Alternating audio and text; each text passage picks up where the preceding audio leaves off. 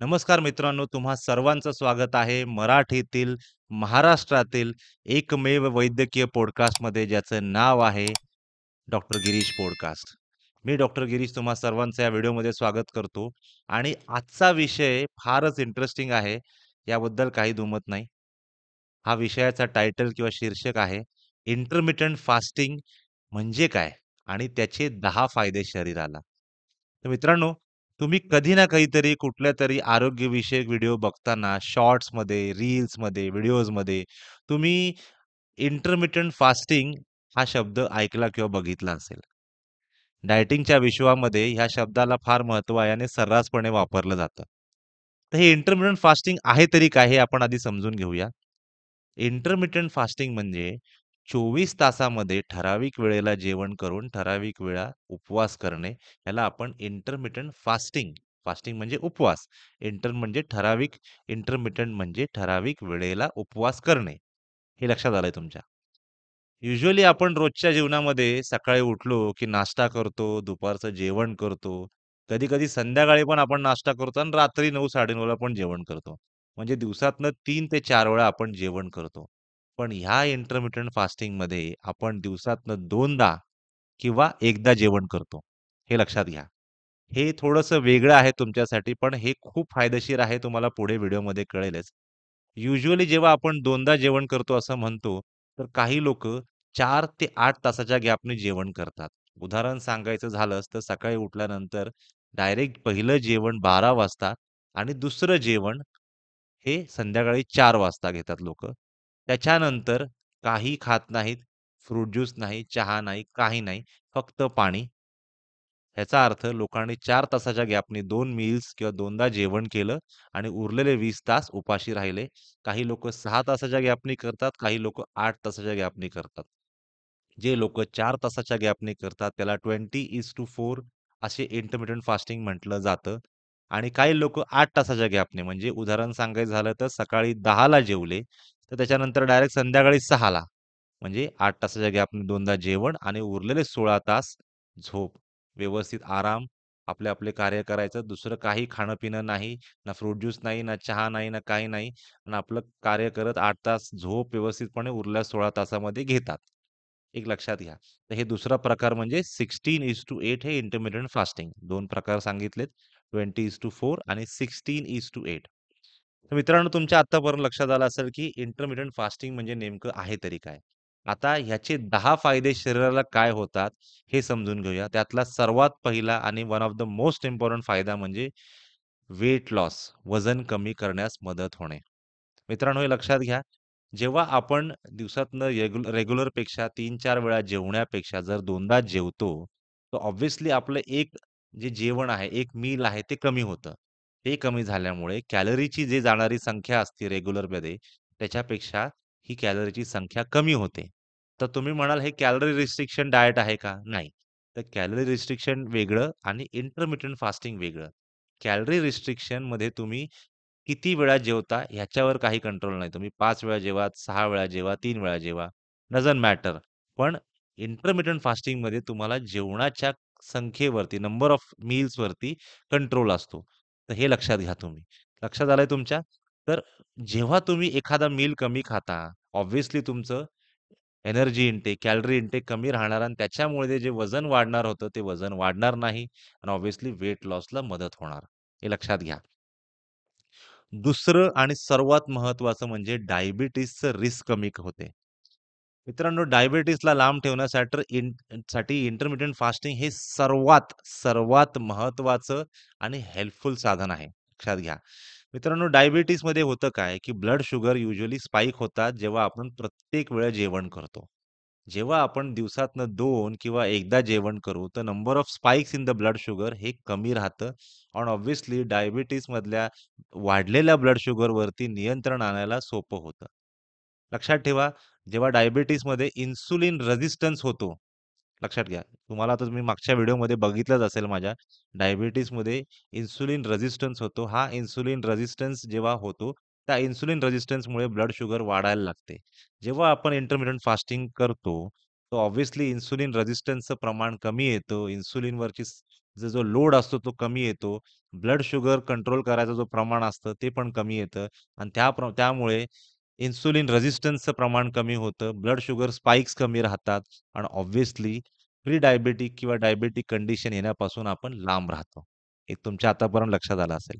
तर लक्षात घ्या मित्रांनो, दुसरा पॉइंट म्हणजे डायबिटीजची रिस्क कमी होते. मागच्या वेळेस मी एक व्हिडिओ बनवला त्याच्यामुळे तुम्ही आय बटनमध्ये जाऊन व्हिडिओ बघू शकता. त्याच्यामध्ये ब्लड शुगर वाढल्याने काय-काय प्रॉब्लेम्स होतात हे त्यामध्ये मी व्यवस्थितपणे सांगितलेलं आहे. तुम्ही त्यात जाऊन बघू शकता. तिसरा फायदा म्हणजे हृदयाच्या आरोग्याला सुधारणा. हृदयाच्या आरोग्याची सुधारणा होते. आपलं कार्डियाक जे हेल्थ असतं त्याच्यामध्ये खूप चांगला फरक पडतो. आता हे तुम्ही कसं लक्षात येता? जेव्हा आपण इंटरमिटेंट फास्टिंग करतो, तर असे काही स्टडीजमध्ये आढळून आलंय, काही रिव्ह्यूजमध्ये आढळून आलंय, की तुमचं heart rate, blood pressure, triglycerides, cholesterol ह्याच्यावरती कंट्रोल यायला मदत होते. ऑब्व्हियसली तुमचं डायट कमी होतं, तुमचं कॅलरी इनटेक कमी होते, तर तुमचं ऑब्व्हियसली कोलेस्टेरॉल इनटेक पण कमी राहणार, तुमचं ट्रायग्लिसराइड्स पण कमी राहणार. तर ट्रायग्लिसराइड्स म्हणजे युजुअली तुम्ही लिपिड प्रोफाइल टेस्टमध्ये हा एक घटक आहे. तुम्ही बऱ्याचदा ब्लड टेस्ट जर केली असेल, त्याच्यामुळे तुम्ही ट्रायग्लिसराइड्स बघत असाल. तर ट्रायग्लिसराइड हे एक प्रकारचं फॅट असतं आणि त्याचा संबंध हार्ट डिसीजशी असतो. हृदयाच्या रोगाशी असतो. तर हे ट्रायग्लिसराइड्सचं प्रमाण कंट्रोलमध्ये ठेवण्यासाठी सुद्धा इंटरमिटेंट फास्टिंग खूप मदत करतं. लक्षात घ्या. आता चौथा फायदा म्हणजे मेंदूच्या आरोग्यात सुधारणा होते. जसं मी म्हणलो इंटरमिटेंट फास्टिंग तुमच्या शरीरातील बऱ्याच प्रकारच्या प्रोसेसेसवर जसं इन्सुलिन रेझिस्टन्सवर त्याचा असर असतो. प्लस इन्फ्लेमेशन कंट्रोल करायला मदत करतं. शुगर नॉर्मल ठेवायला मदत करतं. ऑब्व्हियसली त्याचा कुठे ना कुठेतरी मेंदूला हा फायदा होतो. लक्षात घ्या काही ॲनिमल स्टडीजमध्ये असे आढळून आले आहे, की मेंदूमध्ये नर्व्ह सेल्स ज्याला आपण मज्जातंतूचे नर्व्ह सेल्स जे असतात ना, ते नर्व्ह सेल्स क्रिएट होण्यासाठी खूप मदत होते, असं काही स्टडीजमध्ये आढळून आलंय आणि ते ॲनिमल स्टडीज आहेत, ह्युमन स्टडीज नाहीयेत. आणि असंही काही स्टडीजमध्ये, ॲनिमल स्टडीजमध्ये आढळून आलेलं आहे, की अल्झायमर एक मेंदूचा फार गंभीर आजार आहे. अल्झायमर, पार्किन्सन आणि हंटिंग्टन्स असे मेंदूचे फार गंभीर आजार ह्यांची होण्याची जी पॉसिबिलिटी असते, ती पॉसिबिलिटी पण बऱ्याच प्रमाणात कमी होते, जेव्हा तुम्ही बरेच दिवस इंटरमिटेंट फास्टिंग फॉलो करता. तर लक्षात घ्या, चौथा पॉइंट होता मेंदूच्या आरोग्याची सुधारणा. आता 5वा पॉइंट म्हणजे कॅन्सरची रिस्क कमी करते. मित्रांनो, काही ॲनिमल स्टडीजमध्ये असं आढळून आलंय, की कॅन्सरची रिस्क इंटरमिटेंट फास्टिंग फॉलो केल्यामुळे बऱ्याच प्रमाणात कमी होते. ह्याच्यावर अजून काही ह्युमन स्टडीज अजून झालेल्या नाहीयेत. लक्षात घ्या कॅन्सरच्या रिस्क फॅक्टरमध्ये ओबेसिटी ज्याला आपण लठ्ठपणा म्हणतो, हे बऱ्याचदा रिस्क फॅक्टर म्हणून आपण नमूद करतो. आणि ही ओबेसिटी कमी करण्यासाठी इंटरमिटेंट फास्टिंगचा फार मोठा रोल आहे. मगाशी सांगितलं, पहिला पॉइंट जो सांगितला, वेट लॉस, लठ्ठपणा कमी करणे, वजन कमी करणे, ह्यामध्ये इंटरमिटेंट फास्टिंग फार मदत करतं. तर ऑब्व्हियसली जेव्हा तुमचं लठ्ठपणा किंवा ओबेसिटी कमी करण्यात मदत होणार, तर तुमच्या कॅन्सरची रिस्क पण बऱ्याच प्रमाणात कमी होते. लक्षात घ्या. 6वा पॉइंट शरीरातील सेल्स, जीन्स आणि हॉर्मोन्समध्ये परिवर्तन. तुमच्या शरीरातील सेल्स, जीन्स आणि हॉर्मोन्समध्ये फारच सकारात्मक बदल होतात, जेव्हा तुम्ही इंटरमिटेंट फास्टिंग करता. लक्षात घ्या, इन्सुलिनचं मगाशी सांगितल्याप्रमाणे इन्सुलिनवर जो लोड असतो, तो बऱ्याचदा इंटरमिटेंट फास्टिंगमुळे कमी होतो. इन्सुलिन एक हार्मोन आहे. तर हार्मोनल जे लोड आहे, हा बऱ्याच प्रमाणात इन्सुलिनचा कमी होतो आणि त्यामुळे ब्लड शुगर पण कंट्रोल करायला मदत होतं आणि इन्सुलिनचा जर लोड कमी झाला, तर फॅट बर्निंगला पण मदत होते. लक्षात घ्या. दुसरं ग्रोथ हार्मोन सिक्रीट व्हायला, ग्रोथ हार्मोन चे लेव्हल चांगल्या वाढण्यासाठी पण मदत होते, जेव्हा तुम्ही इंटरमिटेंट फास्टिंग करता. आणि ह्या ग्रोथ हार्मोन वाढल्यामुळे सुद्धा तुमचे शरीराचे बरेच सेल्स रिपेअर व्हायला मदत होतात. तुमचे हार्मोन्स व्यवस्थितपणे काम करतात. इनफॅक्ट तुमचं ब्लड ग्लुकोज नॉर्मल राहतं आणि बरेच फायदे तुम्हाला त्याच्यातनं होतात. आणि ग्रोथ हार्मोनचा अजून एक फायदा म्हणजे त्याच्यामुळे तुम्हाला मसल्स किंवा स्नायूंची वाढ जेव्हा आपण एक्सरसाइज करतो, ते हे जे मसल्स वाढतात ना आपले, हे ग्रोथ हार्मोन्समुळे वाढतात. तर हे मसल्स त्या ग्रोथ हार्मोन्सच्या हेल्पमुळे चांगल्या प्रकारे वाढू शकतात आणि ऑब्व्हियसली इंटरमिटेंट फास्टिंग त्या मसल्स वाढण्याला ग्रोथ हार्मोनच्या ह्याला हेल्प करते. लक्षात घ्या आणि सर्वात शेवटचं जीन एक्सप्रेशन. जीन एक्सप्रेशन म्हणजे कुठल्याही शरीरातील सेलमध्ये जीनमधले जे डॅमेजेस असतात, इन्फ्लेमेशन असतं, ते ह्या इंटरमिटेंट फास्टिंगमुळे कमी होतं. जीन एक्सप्रेशन व्यवस्थितपणे होतं आणि त्याच्यामुळे तुमची आयुष्यामध्ये सुद्धा भर पडते. लक्षात घ्या. 6वा पॉइंट सांगितलेला आहे. 7वा पॉइंट म्हणजे ऑक्सिडेटिव्ह स्ट्रेस आणि इन्फ्लेमेशन कमी करते. आता ऑक्सिडेटिव्ह स्ट्रेसमध्ये फ्री रॅडिकल्स हे फार अनस्टेबल आणि तुमच्या शरीरातील प्रोटीन्स आणि डी-एन-एला डॅमेज करतात. तुमच्या शरीरातील प्रोटीन्स आणि डी-एन-एला बऱ्या प्रकारे हे फ्री रॅडिकल्स डॅमेज करतात. लक्षात घ्या आणि ह्या ऑक्सिडेटिव्ह स्ट्रेस आणि इन्फ्लेमेशनला कमी करायचं काम इंटरमिटेंट फास्टिंग करतं. तर ऑब्व्हियसली जेव्हा तुमच्या शरीरातील इन्फ्लेमेशन आणि ऑक्सिडेटिव्ह स्ट्रेस कमी राहील ह्या इंटरमिटेंट फास्टिंगमुळं, त्यामुळं तुम्हाला आजार होण्याचे जे प्रमाण असतात पुढे जाऊन म्हातारपणात, त्याची पण शक्यता बऱ्याचदा कमी होते आणि येणारे आजार तुमचे टळण्यासाठी पण बऱ्याचदा मदत होते. लक्षात घ्या. इंटरमिटेंट फास्टिंगचा हा एक महत्त्वाचा उपयोग आहे. 8वा आणि one of the most important is शरीरातील सेल्युलर रिपेअरची प्रक्रिया वाढवते. लक्षात घ्या मित्रांनो, शरीरामध्ये आपल्या सेल जे असतात, छोटे-छोटे सेल्स असतात आपले, सिंगल सेल्स असतात. त्या सेल्समध्ये वेस्ट जे असतं ना, ते वेस्ट काढायचं काम आपले एक प्रक्रियेने होते. त्याला प्रक्रियेला आपण ऑटोफेजी म्हणतो. ऑटोफेजी म्हणजे शरीरातील खराब सेल्स, नुकसान झालेले सेल्स, म्हातारे झालेले सेल्स, या ऑटोफेजी या प्रक्रियेने व्यवस्थितपणे शरीरातनं काढून त्याचा विल्हेवाट लावली जाते. ह्या प्रक्रियेला आपण ऑटोफॅजी म्हणतो आणि ह्या ऑटोफॅजीला इंटरमिटेंट फास्टिंग बऱ्याचदा हेल्प करते. लक्षात घ्या. जेव्हा तुम्ही उपाशी राहता, ऑटोफॅजी हे तुमच्या शरीरातील वाईट, डॅमेज सेल्स, कॅन्सर सेल्स हे काढून टाकते आणि तुमच्या शरीरामध्ये चांगले सेल्स हेल्प होतात वाढण्यासाठी आणि त्यामुळे तुमचं आयुष्यसुद्धा लांबण्याची शक्यता वाढते. लक्षात घ्या. 9वा पॉइंट आणि सर्वात शेवटचा point, second last point sorry. Alzheimer सारखा घातक आजारापासून तीच तुम्हाला वाचवते. ज्यांना अल्झायमर झालेला आहे किंवा ज्यांच्या घरामध्ये कोणतरी अल्झायमर पेशंट आहे, त्यांना माहिती आहे अल्झायमर किती घातक आजार आहे. 2023च्या रिव्ह्यूमध्ये असे आढळून आले होते, की इंटरमिटेंट फास्टिंगमुळे काही शरीरातील प्रक्रियेमध्ये बदल होतो आणि त्यामुळे अल्झायमर सारखा आजार होण्याचा धोकाही कमी होतो. 2019च्या अजून एका रिव्ह्यूमध्ये असे आढळून आले, की पार्किन्सन्स आणि हंटिंग्टन सारखा गंभीर मेंदूचा आजार ह्यातनं सुद्धा बऱ्याचदा पेशंटची आजार होण्याची संभावना इंटरमिटेंट फास्टिंगमुळे कमी होते. आणि शेवटचा आणि 10वा पॉइंट म्हणजे ऑब्व्हियसली आता ह्या सगळ्या प्रक्रियेमुळे होणार काय? तर आपलं आयुष्य लांबवणार, आपल्या आयुष्यात वर्षांची भर पडणार, आपला टाईम वाढणार. लक्षात घ्या 2017च्या एका ॲनिमल स्टडीमध्ये असे सापडले, की इंटरमिटेंट फास्टिंगमुळे तुमच्या आयुष्यामध्ये जवळ-जवळ 13% वाढ होते.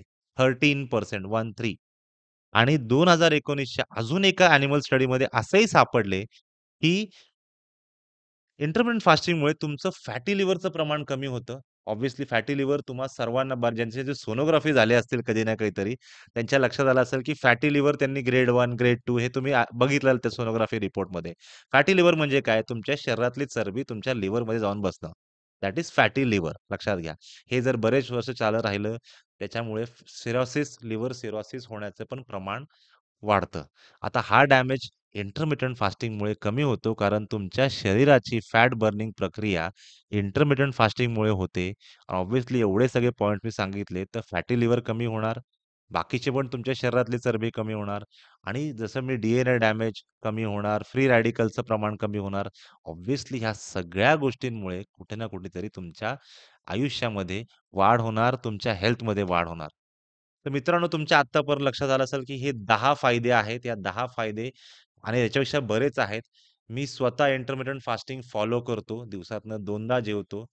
असं नाही, की युजुअली डेली रूटीनमध्ये मी 2दा जेवायचा प्रयत्न करतो. कधीतरी कुठल्यातरी पाहुण्याकडे गेल्यावर, कधीतरी प्रवासात गेल्यावर होतं आपलं, की 2-3 वेळा जेवण होतं. माझंही होतं. आपण ह्युमन्स आहोत. पण लक्षात ठेवा मॅक्सिमम टाईम जेव्हा तुम्ही रूटीनमध्ये असाल, हे इंटरमिटेंट फास्टिंग फॉलो करा. मित्रांनो, एक महत्त्वाची गोष्ट सांगतो मी माझ्या पेशंट बरोबर नेहमी सांगतो. आपण ज्या आजच्या ह्या टाईममध्ये राहतोय, हा फार सुखाचा काळ आहे. पण ह्या सुखाच्या काळामुळं आपले आजाराचं प्रमाण फार वाढत चाललेलं आहे. आपल्या आई-वडिलांच्या किंवा आजी-आजोबांच्या काळामध्ये लोकं घरच्या घरी त्यांचा व्यायाम फार व्हायचा. इव्हन आपली आजी घरातल्या घरात हांडे भरून ठेवायची, पाणी भरून ठेवायची, डोक्यावर हांडे वाहायची, बादल्या वाहायची. आजोबा पण ते करायचे आणि त्यांच्यामुळे त्यांचं स्ट्रेंथ ट्रेनिंग व्हायचं, ज्याला आपण वजन उचलणे म्हणतो. स्ट्रेंथ ट्रेनिंग व्हायचं. त्यांचा व्यायाम व्हायचा. ज्याला आज आपण फार फॅन्सी पद्धतीने क्रॉसफिट म्हणतो. त्यावेळेस ते रोजच्या जीवनाचा भाग होता. त्या काळी वाहने कमी होते, लोकांचे साधने कमी होते. त्यामुळे लोकं चालत किंवा मॅक्सिमम सायकलवर जायचे. सायकल सुद्धा त्या काळी फार मोठी गोष्टी होती. 80-90च्या दशकापर्यंत सुद्धा. इनफॅक्ट आणि त्यामुळं सुद्धा लोकांचा फार फायदा झालेला आहे. त्या काळी लोकांना स्ट्रेस होता, पण तो फिजिकल स्ट्रेस जास्ती होता, मानसिक कमी होता आणि त्याच्यामुळं त्या फिजिकल स्ट्रेसचा व्यायामामध्ये रूपांतर झालं आणि त्या व्यायामामुळं त्यांचं शरीर काटक राहिलं. जरी आज आपल्या आई-वडिलांच्या काळातल्या लोकांना 50शी नंतर 60 नंतर बीपी, शुगरचा त्रास होतो. पण आपल्या जनरेशनला माझ्या बरोबरचे 30शी, 40शीतले, 20शीतले 50शीतले पण काही लोकांना यंग एजमध्येच बीपी, शुगर हा त्रास होतोय. ऑब्व्हियसली कुठे ना कुठेतरी जे सुख-समृद्धी आलेली आहे, त्याच्यामुळे आपण जास्ती व्यायाम करत नाही, जास्ती चालत नाही. जसं आपण लहानपणी दिवस-दिवस रात्र दिवसभर उन्हामध्ये खेळायचो, तसं उन्हामध्ये आपण 10 मिनिटं पण बसत नाही. लक्षात घ्या. तर व्हिटॅमिन डी मिळतं ना ऑब्व्हियसली उन्हामध्ये बसल्याने. पण बऱ्याच गोष्टी घरचं जेवण नाही. त्या काळी हॉटेलिंगचं कल्चर नव्हतं. आजच्या काळामध्ये हॉटेलिंगचं कल्चर आहे. त्या काळी आपण 6 महिन्यातनं एकदा कुठेतरी हॉटेलमध्ये खाल्लं तर खाल्लं. आता आपण महिन्यातनं 10 दिवस तरी हॉटेलमध्ये खातो. लक्षात घ्या जे लाईफस्टाईल आज आपण फार लॅविशली जगतोय, त्याचं आपल्याला कुठेतरी नुकसान होतंय. तर लक्षात घ्या, साधं जेवण करा, घरचं जेवण करा. प्रॉडक्ट्स जे आहेत, पॅक प्रॉडक्ट्स आहेत. नूडल्स, म्युसली, ओट्स हे हेल्दी नाहीत. यांच्यापासून लांब राहा. घरच्या घरी खाण्याचा प्रयत्न करा. कधीतरी होऊ शकतं, मी समजू शकतो डॉक्टर म्हणून मी काय तुमच्याकडनं मी स्वतः कधीतरी पाहुण्याकडे गेलो तर जेवण आपल्या मनासारखं होत नाही. कुठेतरी प्रवासाला गेलं तर होत राहतात. म्हणजे ठीक आहे, that is understandable. But when you are in routine, जेव्हा तुम्ही रूटीनमध्ये असाल, तेव्हा इंटरमिटेंट फास्टिंग जरूर फॉलो करा. तुम्हाला याचा फायदा होईल. इंटरमिटेंट फास्टिंग फॉलो केल्यानंतर तुम्हाला जर काही फायदा झाला, तर नक्की या कमेंट सेक्शनमध्ये येऊन त्याच्याबद्दल तुम्ही लिहा. तुम्हाला जर हा व्हिडिओ आवडला असेल, तर व्हिडिओला लाईक करा. माझ्या चॅनलला तुम्ही सबस्क्राईब करा आणि हा व्हिडिओ जास्तीत जास्त लोकांपर्यंत पोहोचला पाहिजे. भेटूया मित्रांनो पुढच्या व्हिडिओमध्ये एक नवीन विषय घेऊन. तोपर्यंत धन्यवाद.